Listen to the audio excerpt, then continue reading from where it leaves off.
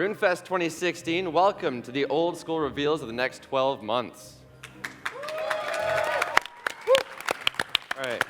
So we've got a pretty interesting setup. I'm sure you guys might be familiar with our weekly Q&As. We're going with something a little similar here. We'll present our reveals, little questions, and we'll get into it. So before we get anywhere, introductions are necessary.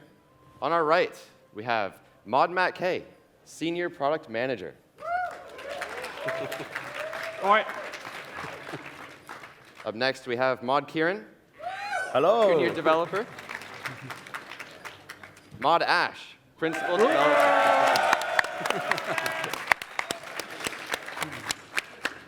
Mod John C, Associate Producer. Hello. That was a bit. Mod Ghost, Artist.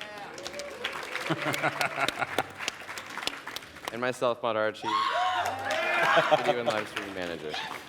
Well, you guys booed Ronan last year. So we got rid of Ronan. He couldn't make it. Okay, quick couple icebreakers before we get anywhere. We'll be quick. How many RuneFests have you all been to? What's your favorite thing? Mine, we counted this about 3 times, haven't we? I think we came up with 4 that I've been to. Or was it 3? This is your fourth. It's definitely 4. My 4th, right, okay, it's my 4th. This is the best one by a long, long way. I remember the first one, where it was me, you, and Dan Ash sat on the second stage at Tobacco Docks. There's about 30 people in front, and now we're on this massive stage, and there's far too many people out there. Yeah, brilliant. This one's fantastic. For me, it's meeting the people is the absolute best part of RuneFest. I've been to 4 now, twice as a player, and now twice as a JMod, and this one's amazing. Like, this stage setup, it's knocking the other 3 years out of the park. This is my 6th RuneFest, and yeah, I'm loving it. I've never seen a setup like this before. It's great. This is my 3rd, and the best part about it is just getting to talk to you guys. I mean, we all love RuneScape, and being able to talk to people is fantastic. This is my 3rd also, and it's got to be the aesthetic of this place. I've never seen it so large and so well done. Stunning. It is beautiful, yeah. This is my 3rd. Of course, I was introduced at the 2014 RuneFest alongside Ian Gower. That was pretty cool. So yeah, and this is just spectacular. It gets better every year. Okay, last quick question. We'll hop right into the reveals. Can you give me a little background as to your history with Jagex? I work here because of my wife. Because she started playing RuneScape, and she said to me, Matt, you've got to come play this game that I found. And this was back in 2004, yeah. So I started playing RuneScape, and a job for the, one of the jobs came up in the local newspaper, so she applied for it, and she didn't get it. So she told me I had to apply for it, and I did get it. So she's never forgiven me since, but I'm here now, and you haven't got rid of me after 11 years. So that's my history. For me, I've been a long-time player and finished my degree last year now, and I've been here for 14 months, and it's absolutely flown by, and it's such a fun job. I'm really enjoying it. It's so great to be here. I've been playing from about the start of 2002. I was a forum moderator, and joining Jagex to work as a forum curator for the support team was my big ambition while I was finishing my degree at Cambridge. And I got the job and have been working at Jagex for 12 years now, from support through QA up to content development. And Old School is exactly what I've always wanted for my job at Jagex. I've been playing RuneScape for 10 years. I was playing Old School when it came out for about a year, and then I was the team's first hire. I started in QA, and now I'm in production. Cool. I studied fine art, then game art, then got a job as a QA tester just for 1 year, and then I got a job as an artist. I've been doing that for 2 years. Cool. My history with Jagex goes back quite a bit. Of course, I was a player over a decade now.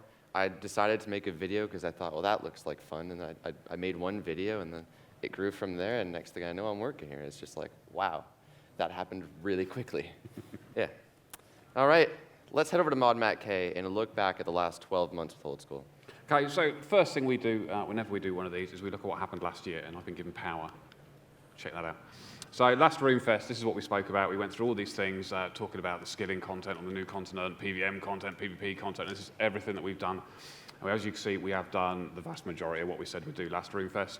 The PvP content on the new continent, we replaced that with Last Man Standing, which you can play out there in the tents. And Monkey Madness 2 was amazing, wasn't it? Jad 2, we're still working on that, but you might hear more about that later. Spoilers alert there. So when we come to RuneFest, what we talk about, we really mean we want to do what we tell you. So this is hopefully will make you very excited for the next hour or so. The other thing that you're probably quite interested to know about is what the membership's been doing. So I've got this completely not to scale graph, but it should give you an idea of what's going on.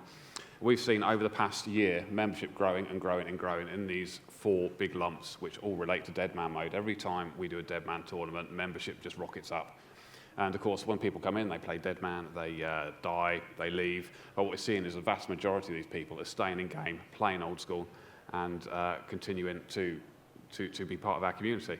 And it all boils down to the quality content that we've made over the last 12 months, whereas somebody hits the game, they might not get on with Dead Man, but when they hit the game, they've had all the cool stuff to keep them playing the game. And this is why our community has been growing bigger and bigger and bigger over the last 12 months, last 24 months. It's been going nuts since free-to-play, practically. So yes, that is basically what's happened over the last 12 months. Chris? Yeah, all right. Let's get into some questions then. Real quick, so as you mentioned, one of the biggest things to happen in 2016 were the Dead Man mode tournaments. Can you tell me a little bit more about where this idea came from? So the idea came from back in 2004 when I was playing the game. I first logged in and I'm sitting there, I'm watching these people running around, and I said, should be able to kill those. It took me 11 years, but I finally got a version of the game where I could log into game and you could kill the people running around. So we started on it was a stream, wasn't it? I mentioned it on a stream. Yeah. The chat went absolutely nuts over it. We just mentioned it now and then as we went on, and it got so much traction that we just did it, and it's worked, and it's been absolutely phenomenal ever since. I remember pitching it on a Q&A. You gave me the question. I was like, this is just amazing. By the way, I don't normally give him questions for the Q&A. That's not how it normally goes. You asked me to ask this one, so Yeah. I asked it. Imagine you were chopping a tree. Somebody comes over, he cuts your tree instead of his. Wouldn't you like to kill that guy? It's perfect. Next thing you know, is in the game within like a month, and it's been spectacular. So. Absolutely. All right, next question then. The team has also grown quite a bit in the last 12 months. Do you think it'll continue to grow? Yeah, we've started with 3 right at the very beginning. We're now at 14. We've still got 2 jobs open, so that takes us to 16. If all the esports stuff we've been doing keeps going, then it's even going to get bigger and bigger and bigger. We're going to need more support to do that. So I expect it to get more people in the team. So it's going to be even bigger Q&As, which is going to be quite fantastic. Even since I've joined, it's grown so much. Yeah, We should get a better sofa. We should definitely get a better sofa. Yeah. I like these ones. These ones are fine. Yeah, Yes. I'll take this. Okay, last question real quick. So in the past 12 months, do you feel we've covered every topic adequately? So PVM, PvP, skilling. Done loads of PvP, obviously, Dead Man mode, Last Man Standing, PVM out of loads and tons of that. We've had bosses, we've had all sorts of bits and bobs, and we've done Great Karen with a skilling update. Winter Todd with a skilling update. I think we've covered everything, and a quest. Can't forget a quest. You can forget Monkey Madness too. That was fantastic. All right, thanks very much. We're actually going to head into Mod Matt K again with priority poll data. Yeah. What So data? we like data. I like data. So I can show you some data. Several months ago, we sort of asked you all about what sort of game content we should be making. And you sent all your results back, and we had a look at them and tried to figure out what sort of stuff we'll be making. The reason this is really important is because what you're telling us you want is what we want to make, because obviously that's going to make you happy. So that's why we spend so much time looking at all the information you send us and trying to figure out the right way of using it. So the first question is a really simple, straightforward one. What sort of level content do you want? We broke it down to 3 areas: PVM, skilling, quests. As you can see from here, you want high-level content. It's pretty straightforward, pretty obvious, and I doubt anybody is surprised in this room. A bit mid-level, mostly high-level though. So then we looked at it by total level as well. So we took your game account's total level, and we looked at what sort of level content you're asking for. And as you can see from what's behind me, for PVM specifically, you all want high-level content. Whether you're a low-level account, mid-level account, high-level account, you want high-level content for PVM. And so we sit there and we think, why is this the case? And we think it's quite possibly because you want to play the best bosses, you want to get the best armor, you want to get the best weapons, therefore that's all going to come from high-level content. So it's almost an aspirational thing. If you're not there to partake in that content, you want to be able to get there. So that's one of the things we're going to be focusing on over the next 12 months is mid to high-level PVM content and not so much on the low-level PVM content. We did the same for quests as well. Exactly the same result there. You want high-level quests, again, probably for the same reason. You want the best rewards, you want the best stuff, and that's going to come from the high-level quests. Fascinatingly enough, one of the most interesting things about this is the high-level accounts want quests less than any other sort of account. And that's, again, it's another interesting thing, because does it sort of suggest that high-level accounts don't think they can get more game content out of quests? It's something we probably need to look at going forward. So again, over the next 12 months, high-level quests is something we need to be looking at. Next one, there we go. Right, so we then had a look at actually how important is total level, because from what we've just seen, your total level of your account isn't making a huge amount of difference. So we asked you a whole load of questions which didn't give you a level type of content. So when we asked about quality of life content, we weren't saying was it high level, was it mid level, was it low level, we just asked you about quality of life content. And you can see here that all your, whatever your game account level is, you're voting exactly the same way in all of them. And from the data you can see behind us, you can quite easily see we should be doing quality of life content, definitely, and we should be focusing on solo gameplay. The PDC stuff, the player design content, that's something you're not overly interested in, but we can have a look at that in a little while. So, let's look at quality of life stuff. Make sure you definitely want it. We asked you 5 questions or 5 things when we talked about quality of life. We said, do you think it should be a priority? Do you think it's not important? And a whole range of stuff in between. And as you can see here, quality of life, you all want it. It's one of the most important things that we're doing. And that's something, again, we're going to continue doing over the next 12 months. PvP. Now, this is a really interesting one. Well, I think it's really interesting. You've got a whole load of people who really don't like PvP. That big dark bar up there, people really don't like PvP. However, there's a good core group of people who do love PvP, the people who think it's a priority. So we sit there and we think, right, there is this definite desire for people not wanting to be part of the PvP scene. So we should be focusing our efforts on actually making PvP for the PvPers. Rather than trying to get more people to PvP, we should be focusing on what these guys want, making sure they're getting the content they want, rather than trying to make a casual PvP thing to maybe encourage a few more people to do it. I think that will naturally happen. It's easy to do what the players want when we're following the data that you give us. Yeah, exactly. I mean, it sounds like a no-brainer, doesn't it? You tell us to do something, we do it. I get the easy job of telling you that we've heard you. These get the difficult job of telling you what that content will be.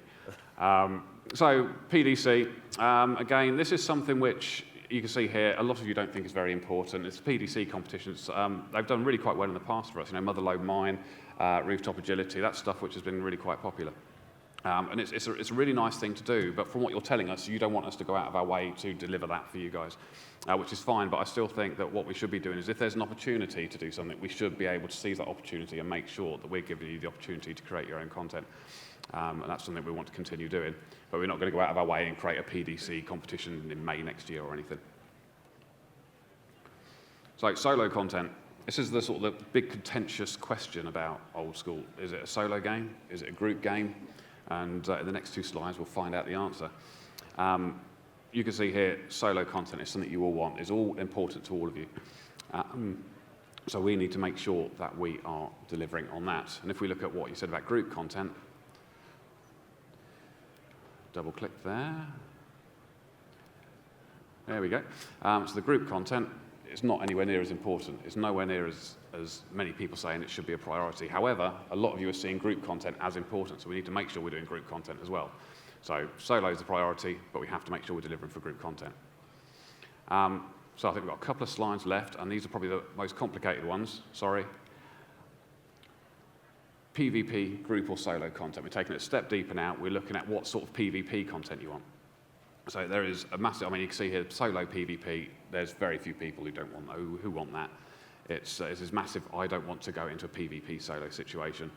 And there's a big group of people that do want group PvP. So again, we need to focus on group PvP, but still allow people to do the solo PvP, because there's a nice little group of people who want that as well.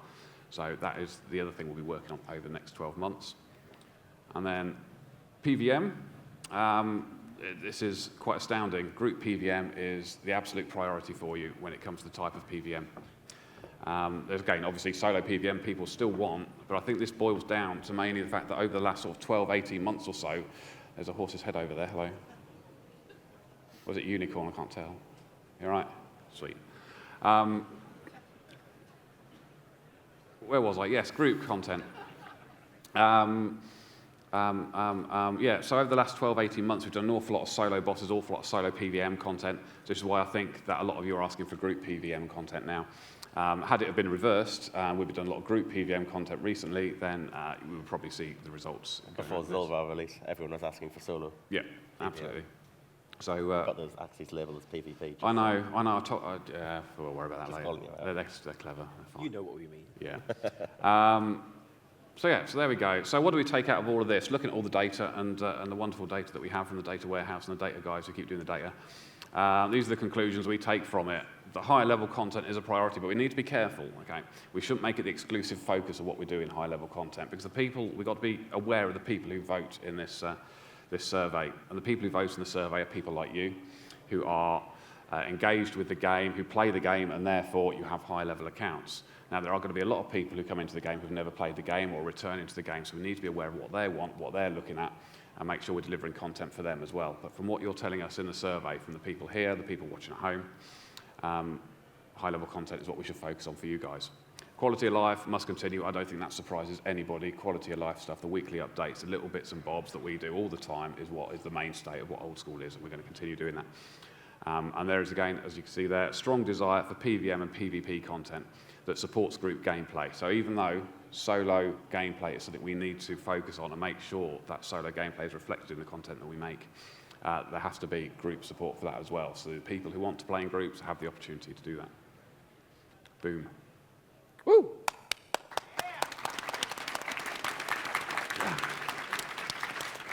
All right. I love my data. Thank you, Mon Matt K. I've got some questions for you. You ready? Go on in. All right, first one. PDC has obviously been received very well in the past, as you said, with Rooftop Agility, Motherlode Mine. Why do you think they've suddenly decided we really don't like that anymore? Yeah, now we've gone around a few times thinking about why this might be the case. And the reason I think this is the case is because over the last 12 months, 18 months, we've been very much more focused on being able to talk to you guys and getting your ideas and getting you involved in how we make content, even from when Ghost is making content and he's taking your ideas and making the content in front of you, and as the amount of communication we have with you guys, I think it's less of a necessary thing to happen, which is why I think so many of you don't think it's as important as it could do, because it's happening naturally anyway. And I think that's probably the biggest reason why that isn't the priority that it once was. Pretty much all the quality of life polls come straight from the community. Yeah. All right. It's clear to see the community is actually quite split on many topics. How do you please everybody? Now, the simple fact is we're not going to please everybody. We could make one piece of content that would appeal to as many people as possible, but in order to do that, you end up making this really boring, vanilla, beige type piece of content. You're taking out anything which might be slightly contentious. And if you're playing this boring piece of content, that's just not going to engage anybody. So if we're making the PvP content just for PvPers, that's fantastic. We're making some PVM content just for the PVMs. They will love that. It might be that the skillers might not like it, but they know they're going to get a bit of skilling content that's designed just for them. So throughout the 12 months, people are going to get content which they will really engage with and they will love. I mean, I'd love to make content that everybody would engage with every single week, but that's frankly impossible, which is why we've got to focus on what you want as individuals and what the small groups of people want, so we can deliver content that everybody enjoys at some point throughout the year. Right. It seems high-level content significantly outweighs the importance of low-level content. Does that mean we should not make low-level content? No, as I said earlier, the people voting in the poll are high-level players, hence why they want high-level content. So we need to make sure that the new players who are coming in are able to get to the high-level content. So we need to start looking at ways we can do that. One of the ways we've started doing now is looking at the tutorial island, seeing where people hit the tutorial, where they log out of the game, and seeing what changes we can make there. Subtle things which are almost unnoticeable, which should hopefully move people through the barriers into game, and then we can see where they move through the game, where they drop out, and start adding content into where we need to move them forward. The whole idea being is that everybody in this room, everybody watching at home, wants more old school players, and they've got to come from somewhere. Right. They're going to be new players, so we need to make sure we're servicing for those guys. And even though they all want high-level content, they were all in noob at one time. Yeah. Right? All right. Last question I'm going to ask you then. Quality of life is clearly one of the most important things. That's without a doubt, if not the most important thing. Yeah, absolutely, the most important thing. Do you think we can push that too far where it's easy escape? That's what these guys decide. I mean, they poll everything, they vote on it. If it's going to become easy escape, it's only because you want it a little bit easier. If you don't want it a little bit easier, you say, no, it doesn't happen. There's no two ways about it. All right.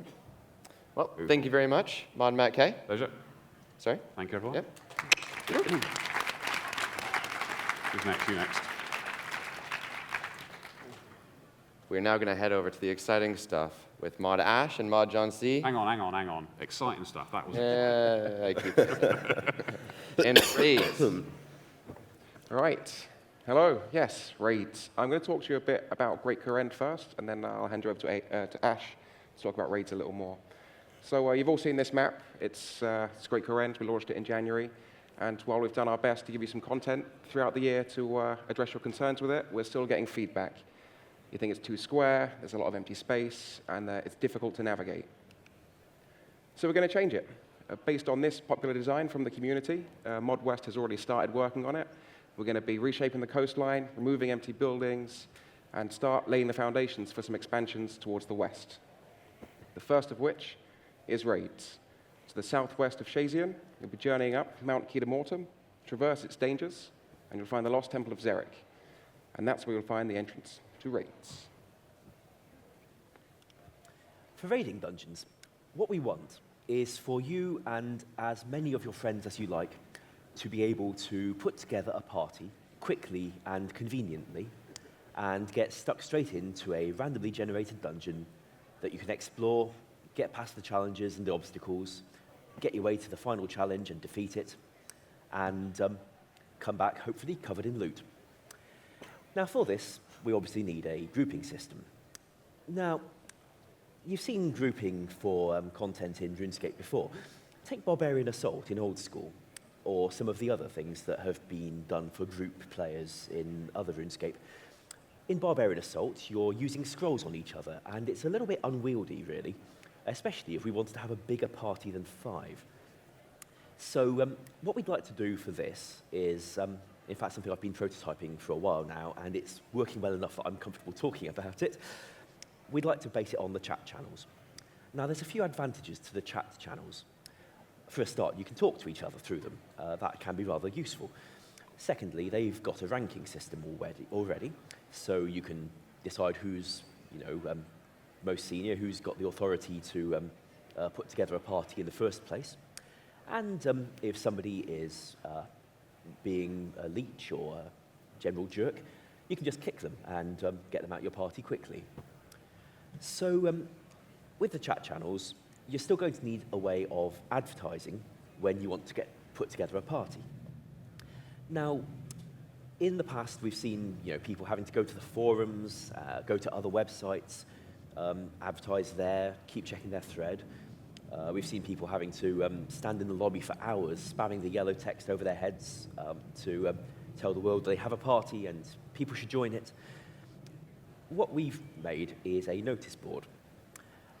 The notice board lets the party leader just list their party, and people coming to look for a party to join can read the notice board, see the parties that are recruiting, click on them to see who's in them, try to join them, maybe get gently hoofed back out again if they're a bit of a noob. And eventually, when the party leader is happy with their team, they can embark into the dungeon to start the raid. Now, what I've done at this point is allow you to have a separate raiding parties in one chat channel. So once the party's entered the dungeon, that chat channel can start recruiting a separate party to go into a different dungeon. And the reason we've done this is that we know some of you, have to use the chat channels as a sort of longer-term clan, and we don't want you to have to disband it just because a few of its members want to go on a raid. So your channel can have lots of raiding parties all running simultaneously, provided only one is trying to recruit at any given time. Right, so inside the dungeons, we have some new bosses. We can see 4 here. You may have seen more, like the famous Doggedile in the live streams of Mod Ghost and Mod West. These will be your new combat challenges. We've got a few new mechanics in mind for them, things that they can do that you may not have seen a monster do before in RuneScape. Good luck with that when you meet it. And apart from that, we have some other challenges, skilling challenges, things that you can't just bash out of your way by sheer might and magic and steel and strength, if you'll forgive me trying to wax poetical. things that you have to use your actual skills to get past. It's important to us that there is a use for the skills, the non-combat skills in dungeons. So beyond the skill challenges, we will also have resources in there. Now, this is important because you're not going to be popping in and out the dungeon every few minutes to go to the bank and get a few more fish. Once you've run out of things you brought in with you, you're going to have to get them yourself in the dungeon. So what we're going to do is look at the stats of your team. Pardon you. If, for example, we decide to give you some hunter creatures that you can catch and kill and cook, we'll look at, say, your hunter stat and your cooking stat. If your team's got decent stats in these skills, we can give you decent tier hunter creatures, and they'll heal you quite a lot if you eat them in combat. So you'll have a decent time against the combat challenges. If, on the other hand, you're all combat, but you've got no other stats at all, well, it happens, but it means we can only give you lower tier hunter creatures, and they wouldn't heal you so much, so you might find the rest of the dungeon that little bit harder. So either get your stats up or bring a friend who's got them. Right. At the bottom of the dungeon, you will encounter the Great Olm. You can see him on the picture, coming out of the walls. This is a boss, I think, unlike anything we've ever tried to program. And if you can defeat that, then you unlock the rewards of your dungeon. Right. At that point, you start earning rewards.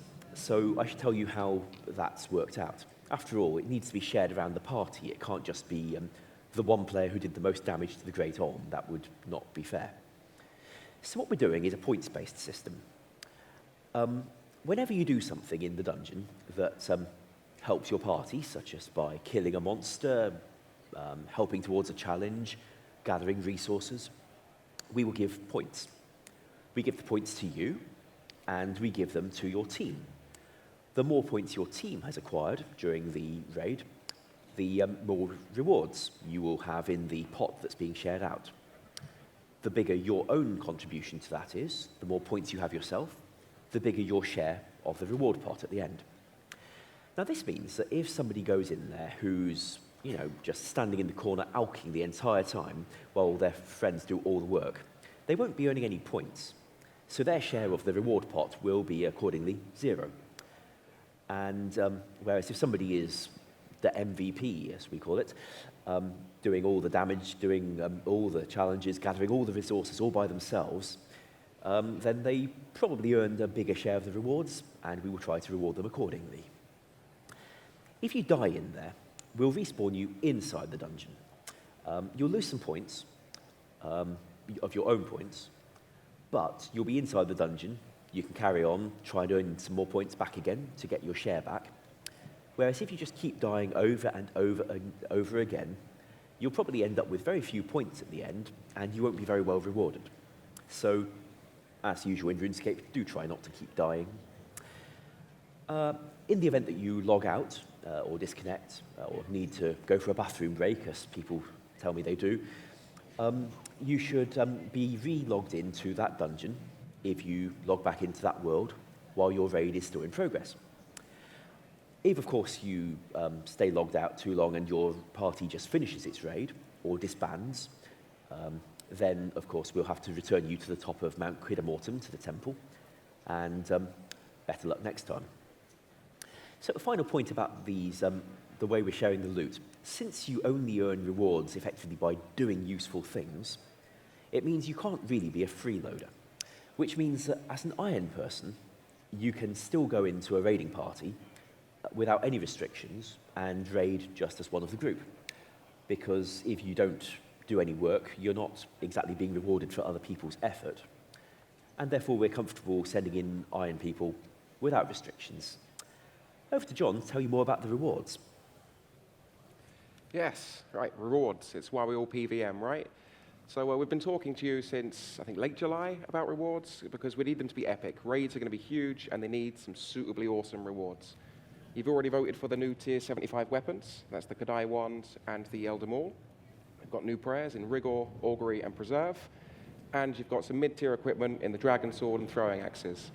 And we do still have some work to do on the Elder Armor, Twisted Armor, and the Kadai ropes, because they didn't quite pass.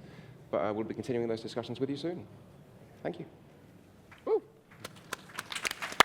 Well done. Which one is the next one? I guess this thing here.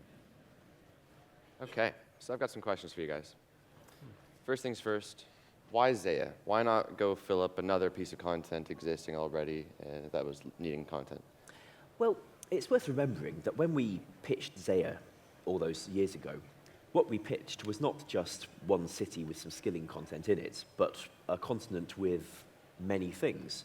And we did list, apart from the skilling city of Kourend, which we have delivered, we also pitched that there would be randomly generated dungeons in there to explore for more of a combat experience, and various other things besides, such as I think we pitched a big Slayer expansion, and we pitched a PvP minigame in the corner of it in a Colosseum. So by releasing the raiding dungeons on Zaya, we are actually sticking to what we offered in the first place and fleshing out a continent that would otherwise, well, you know, just stop abruptly with black edges and no coastline. So we would really like to deliver the rest of Zaya as planned. And also, if we were to, you know, just shoehorn in the raiding dungeons in a really convenient place, say Lumbridge, or just south of Lumbridge, or accessed by a nice handy ferry from there, it might help, you know, newbies get to it more conveniently.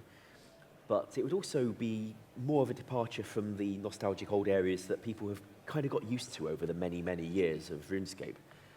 So for those reasons, we are sticking with the original plan of this being an expansion to Zaya. Thank you.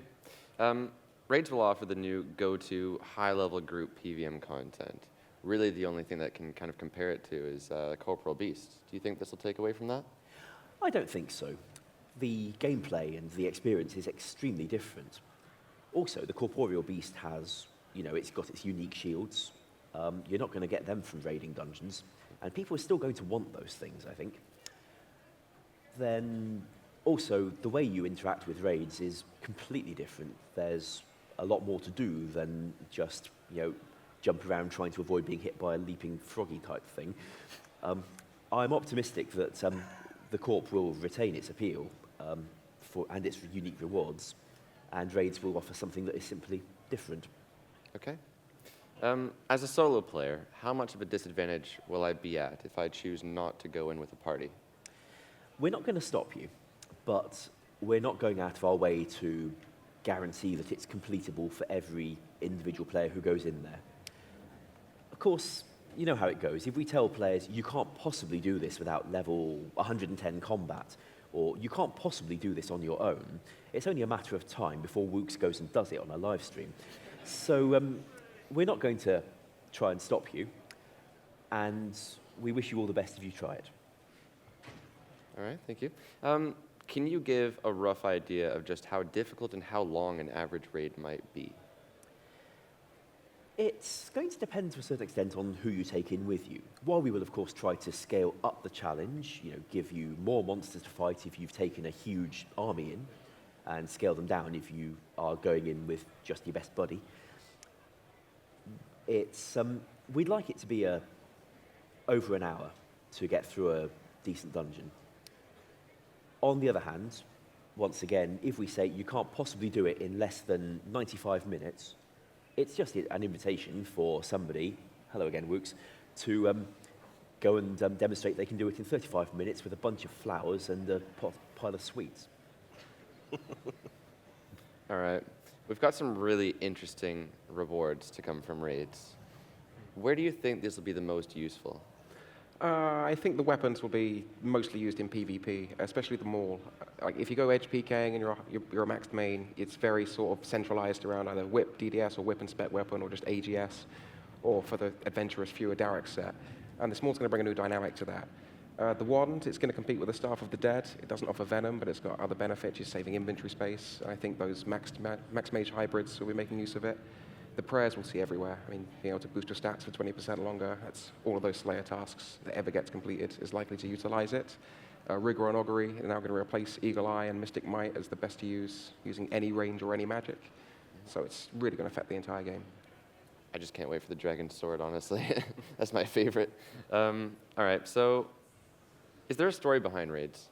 There is. It's quite heavily tied to the lizard men, the origins of the lizard men, and Xeric. We've got Xeric's robes and Xeric's amulet, but there's very little mentioned about who he was and where he came from. He actually ruled Koren for over 100 years, and we'll be revealing a lot of that story, and you'll have the opportunity to deep dive into the complete history of Koren at the same time. But it's going to be entirely optional. We're not going to force lore on you. If you don't want to read it, you don't have to spacebar through 50 lines of dialogue just to start a raid. But it's going to be there for those that want to go and read it. Awesome. Any estimate as to when you can make raids happen in Old School? We're aiming for before Christmas, and that's Very the soon. closest thing we think we can get it done. Awesome. Thanks very much, Mods Ash and John C.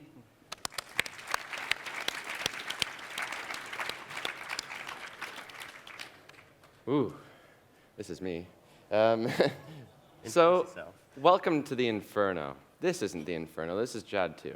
This is something we pulled last year, early January, this year actually, a long time ago, and it failed, 72%. There was clear desire for it. Many of you wanted it, many of you were very, very passionate, many of you wanted a new, most challenging, most difficult challenge, because of course Jad is over a decade old, and some of you can do that with your eyes closed. However, there were a few things wrong. It didn't pass. Why is that? So firstly, you wanted standalone content. You didn't want an expansion of the fight caves. What we originally pitched, I believe, was that the floor would collapse after Jad. You'd continue on, and there you go. There's your story. What you wanted it to have its own area, unique to itself, somewhere else, and we found somewhere more fitting. In addition to that, you weren't too fond of the rewards. We were offering you best in slot fire cape for magic, range, and melee. Pretty big, pretty ambitious. You spoke up about that as well. We're taking your feedback into account. So let's dive into the story of the Inferno with Mod Ghost. Thank you. So in 2017, early, we'll be taking you to the town of Brimstone. Brimstone will be located to the northwest of Zaya, and it'll be a volcanic region. In the center of Brimstone, you'll find the Inferno, which is a large volcano. From that, many hundreds of years ago, sprang the Tassikal. That will be a new race that we're also introducing. The Tassikal built Brimstone and are now a civilized society, but earlier on, they were not so. So when they were first born, they were a molten consciousness that solidified into obsidian. They then used this new obsidian form to augment their bodies. These new augmented forms, whilst beautiful, could not reproduce, and so they would soon die out and revert to nothing. So they decided to turn to the Dark Altar, which I'm sure you're all familiar with on Zaya, to find answers to this situation. The Dark Altar directed them towards the existing Tsar, who they took in secret and without trace to the Inferno. There in the Inferno, they did dark experiments on them and found ways to reproduce using the Tsar's knowledge. These ways to reproduce, whilst useful, also had a price. There were remnants from these experiments left inside the Inferno, which we will ask you to defeat, and which they will ask your player in-game to defeat in order to acquire the rewards. So I'll pass you over to Chris to go through those rewards. All right, thanks very much. All right, there's the first look at this new Jad. It's beautiful. So Jad, over a decade old. If you remember it, you remember the shaking experience. You remember the adrenaline. You remember being cold, shivering. It was terrifying. The message, watch out, here comes Jad. Absolutely terrifying. People who made it couldn't beat it. Nobody could touch it. Now, I'm not going to say it's a bit of a joke. Sorry for people who still struggle, but, you know, it's not too difficult. So, what we want to do is we really, really appreciate the fight caves. We appreciate the experience that it offers. We want to mimic the multiple waves. We want to bring you multiple Jads, but that will not be the most difficult thing you run into. There's obviously a brand new boss with brand new fight mechanics you've never seen, never heard of. I'm sure you guys remember when Zulrah came out, it was like, this is weird, I can't just auto-retaliate, pray melee. I have to actually think, I need to figure out the strategy. And for the first while there, it was extremely difficult. They told us to nerf it, right? This is going to be on a whole nother level. I can't. You know what I have planned for this. Yeah, I can't emphasize enough how challenging this would be. So, let's move on. With a great challenge comes great rewards. But back to the Toxic Call first. So when we created these monsters, we were looking at the original Obsidian monsters, the Tsar. We were thinking, what did they drop? They have Obsidian weapons. You can eventually make your way to getting the Obsidian necklace, Berserker necklace, and that is a really interesting piece of equipment. And of course, there's no armor. That's the only thing that's missing. Now, the Berserker necklace offers some of the best strength bonus in the game, but negative attack bonuses and negative defense bonuses. It's one of the only things in the game, really, where you're given terrific offensive capabilities, but you sacrifice your defense. And I really like that. I think that's really cool and unique. And the nice thing about this being tier 60 is that will not devalue Dragon. Dragon will still have incredible defense bonuses in comparison to this. This is not something you're going to wear as a tank, right? And you know, Dragon's more fashionscape anyways. This will be useful. This has some really awesome, niche, unique uses, and I can't wait to bring it to the game. Following that, of course, the boss. What's the boss going to drop? Mentioned earlier, originally we proposed Jad 2 to drop a best fire cape for mage, range, and melee. Based on your feedback, we've dropped it down to just a new best in slot melee cape. That's it. Okay. If you watch our weekly live streams, you might have seen Mod Ghost begin the design process on this cape, but he wanted some community feedback. So we really can't emphasize enough how strongly we want this to keep the nostalgic experience. The fire cape is one of the most unique items and iconic items in the entire game. It's the only animated piece of equipment, I think. Is that right? Yeah, that's true. Yeah. So it stands out, and we want to appreciate that and keep that in heart, of course. But it has to look a little different. So we've got these awesome designs. These are just a handful that you guys created. And I think we'd like to take these and offer you maybe the best 4 or 5, get your opinion, and you can help pick what this cape is going to look like. That being said, that is the Inferno. And yeah, let's move along. Okay.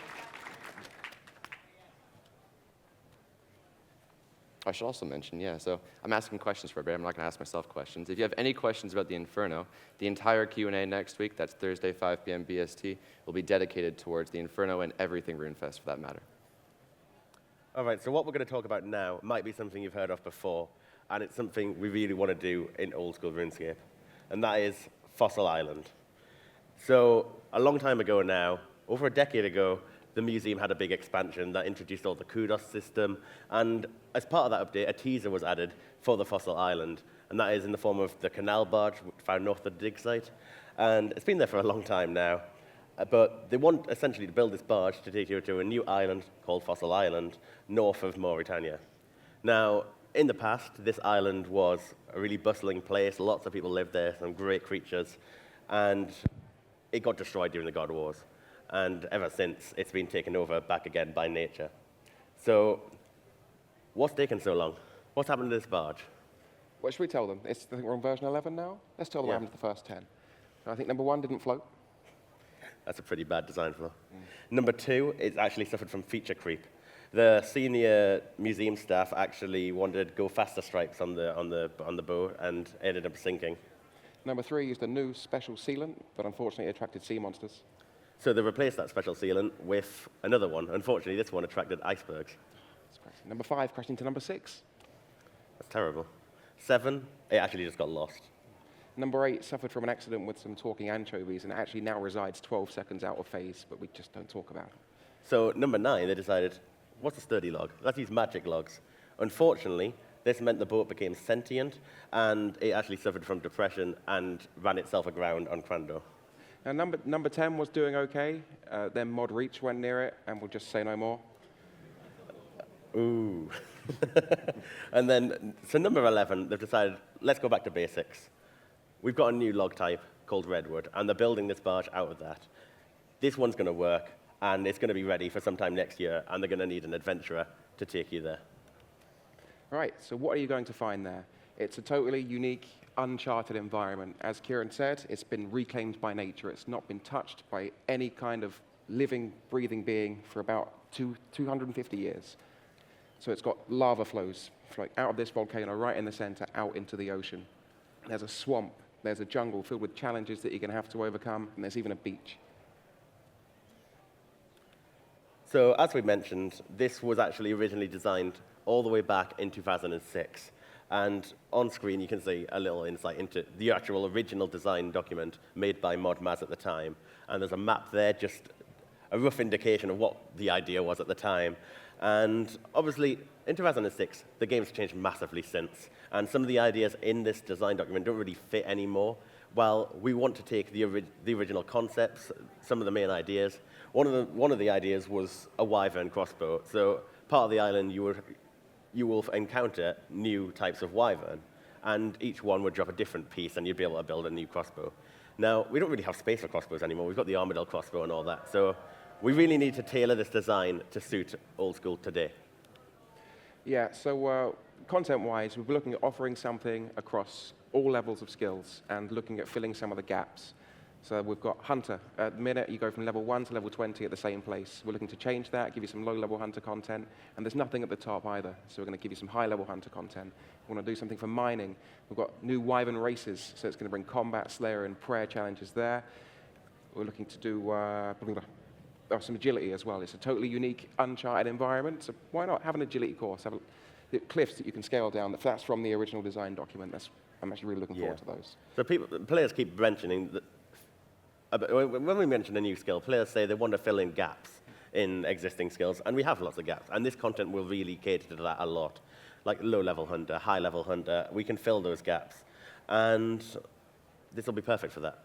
So on top of that, so all these activities actually focus around actually gathering different types of fossil, which have different uses and everything.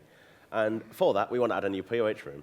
So, you know, like the Natural History Museum in New York, you go in, there's a massive T-Rex skeleton. We want a POH room where you're going to build like a massive skeleton in the center. That'll look awesome. We want you to be able to build a skeleton creature out of these fossils and be able to fight it and get some new drops. We want to offer you a new tier of compost, perhaps hyper compost, uber compost. We're having a debate about that one. I want to go with Uber. So you would, like, we've got volcanic ash all over the island. That's very fertile and no. So you mix this volcanic ash with super compost. What do you get? Hyper compost, which will be fantastic for any type of farming you want to do. Yeah, from a story point of view as well, we're uncovering like the history of the God Wars and where the wyverns came from. Why are there now like different species of wyverns? And as far as they'll go, they'll have new drops. We're thinking some new granite equipment. You can get the granite legs already from skeletal wyverns. Why not some granite boots that Donald and the Dwarf's always talking about, but he won't let you try them on. So, and some new granite weapons as well. And the last thing to say is that this is still very early on. We don't have concrete designs yet. We really want to come up with some really unique features on this island, and we really want to do some Twitch streams next year to actually work very closely with the community on making this the perfect piece of content that it can be. Woo. Thank you. Thanks very much, Maz, Kieran, and John C. So, this is really interesting. Over a decade old. Of course, the first question is, why now? Why not? What's more old school than something that was designed in 2006? It ticks all the boxes of the sort of thing that the data is asking for, looking for skilling content across all levels, a new area to explore, new history to uncover. Yeah, filling those gaps and stuff like Hunter, for example. Yeah, I mean, John's spot on, really. I mean, we were thinking about, we have an offsite every year to decide what we're going to do in the next 12 months. And Modern Maz is part of our team, and she brought up, why not Fossil Island? And we just all sort of thought, you know what? It actually fits. It's perfect. It's an old school design. It fits old school perfectly. all right, perfect. Next question then. What type of player do you think this will appeal to? Is it more for maxed mains, Ironmen? Well, I think it'll have something for everyone. Like I said, we're aiming the skilling content at lower levels, the middle levels, and the higher levels. You might not spend all of your time there. We're not looking to make something Elf City-esque where you then do everything. But there should be some sort of appeal, whether it's money-making or gaining XP in a certain skill, for just about everyone. Okay. And speaking of money-making and gaining XP, do you think this will take away from other existing money-making and XP gaining methods? I think it'll enhance. We're not looking to, like I said, change your journey from 1 to 99 Hunter completely. You're not going to be making a new account, going to Fossil Island, and then never leaving until you've maxed all your skills. But using Hunter as the example, you might go to Tropical Wagtails from level 1 to 5, and then go to Fossil Island for level 5 to 30, and then to Swamp Lizards, then to Red Chins, to Black Chins, and then back to Fossil Island to catch some sea turtles that are wandering up the beach or something. hoping I'll have something. Or you could go whaling. Not. No. I think we might have Peter giving us a call. So is there a reason this is going to happen? Are we just going to plop down to new land, or are we going to tell a story with it? It's going to tell a story. The story's already there. It's been there since 2005, and I'm genuinely excited to continue telling it. Awesome. I Okay. want, I want to do underwater fishing on the island. Underwater awesome. agility course was a popular idea yesterday. If only they voted for Whatever. sailing. Yeah. We could Okay. all be underwater. Last question for you then. When do you think we can see this in game? We're looking at opening discussions early next year, and hopefully release sometime in the summer next year. Okay. Thanks very much, Mods Kieran and John C.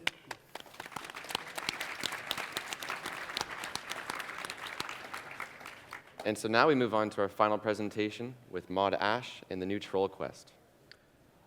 Okay, so there's an area of map that's blank in the area just north of Trollvice. And we've had a few ideas sent to us about what we could put there. One of the ideas that rather got our attention was the idea of a new city. The player who posted it suggested to call it Vice. Well, that's all right, suits the nice snowy area, I guess.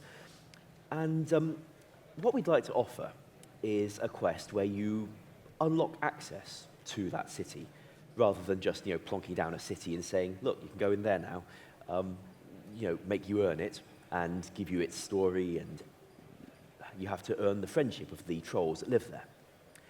Now, these trolls have a backstory, which is already actually mentioned in Old School. In the book that you find about the wise old man and his history, it mentions that when he was younger, he had to drive a colony of trolls out of the Keldgrim dwarf tunnels. Now, it's just a throwaway thing the wise old man used to do back in the day, but these trolls, they weren't just any trolls.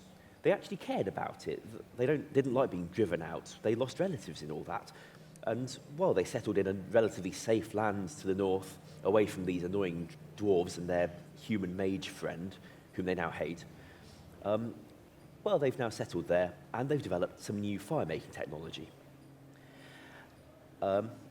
Now, they have decided, they've learnt there's other trolls, they'd like to form a trade alliance with the trolls of the Stronghold.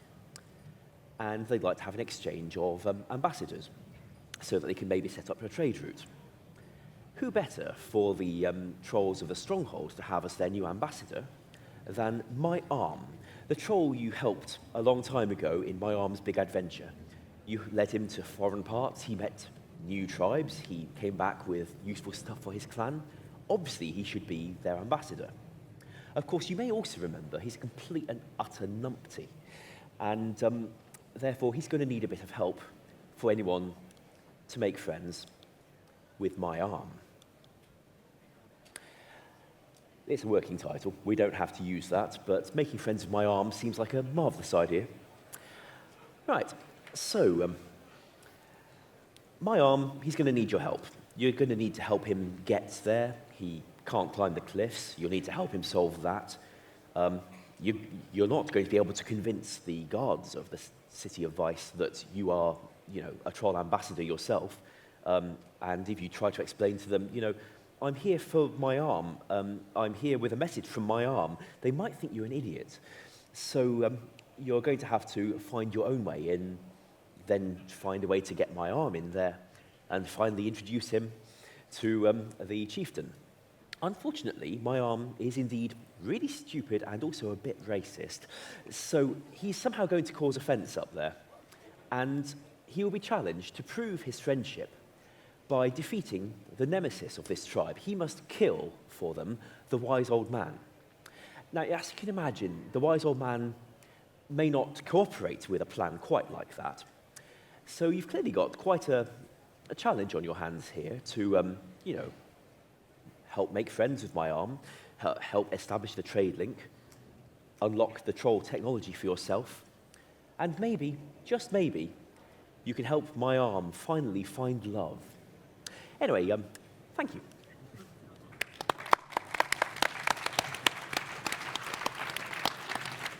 Stay on that, it doesn't matter. All right, thanks very much. Ooh, I love that one.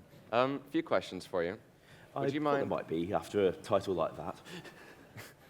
Would you mind reminding anybody who isn't familiar what previous quests you've worked on? Okay, my first quest was Swan Song, the wise old man's story, where you gain access to the Piscatorius fishing colony and the monkfish. My second quest was My Arm's Big Adventure, where you get that extra herb patch on the Troll Stronghold. As you can tell, I might be using these characters for a reason. And my third quest was Love Story, Wise Old Man sequel quest in RS3, where you help him, well, get some closure with his psychotic ex-girlfriend. I also wrote Carnelian Rising in about 2012. There's no link to that. Thank you. So with Monkey Madness 2, of course, our first ever quest, being a sequel and being so successful, why not another sequel? In a way, this very much is a sequel. After all, the characters are established, their backstories have been left somewhat open-ended, and there is scope to, tell that story of what happened to the trolls. The wise old man drove out of Keldegrim and advance the story of my arm to let him advance just beyond being a farmer standing by a patch all day watching things grow, because that's no way to do farming. We've got more stories to tell here for him. Okay. So what type of player are you aiming this quest to appeal to? Well, hopefully anyone who liked the last ones in the series will enjoy this one. In terms of the combat, I am a very strong believer in there being a quest boss, but we're not trying to create Nomad here. As a rule, anyone who was able to get through the series so far with Swan Song and My Arm's Adventure will hopefully stand a decent chance of getting past this one, if they've got the skiller stats, of course, and will hopefully, with a bit of effort, be able to get to the end and unlock the rewards for themselves. All right, speaking of rewards, I know you mentioned something about some new fire-making technology. Can you expand on that? Now, one of the things that's come up many, many times since we launched Old School is players saying, where's the rest feature? Why can't we have musicians? And we don't want to just do that because we know what it did to the Herblore skill last time. But we also know that it's really quite useful in a few select places. So one of the ideas that had been bouncing around is that if you learnt this fire-making technology that the trolls developed in the frozen north, you could make fires in suitable sites, i.e. where we put them, that have regenerative properties if you pause by them during, say, a skilling run, which we would try to avoid this being overpowered, but I think there is scope to, help with some of the run energy frustrations that would not, nevertheless, disturb the Herblore skill or ruin the stamina potion economy. Right. Okay, thanks very much. That concludes Old School and a look at the next 12 months.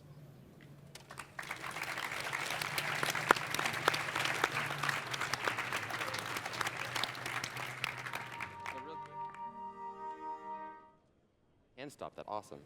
Is the mic still working? Is it working? I'll shout. Thank you. Sorry, guys. Real quick before I leave, you probably have some questions. Again, I should mention next week's Q&A will be entirely dedicated to RuneFest. In addition to that, we have the Last Man Standing tournament. That's where you'll see at least some Old School stuff up next. But immediately following this, we have the streamer meet and greet over in the tent. If you guys want to join us there, ask us any questions, meet us outside, anything like that, by all means, feel free to. Aside from that, guys, okay, thanks very much. We'll see you later.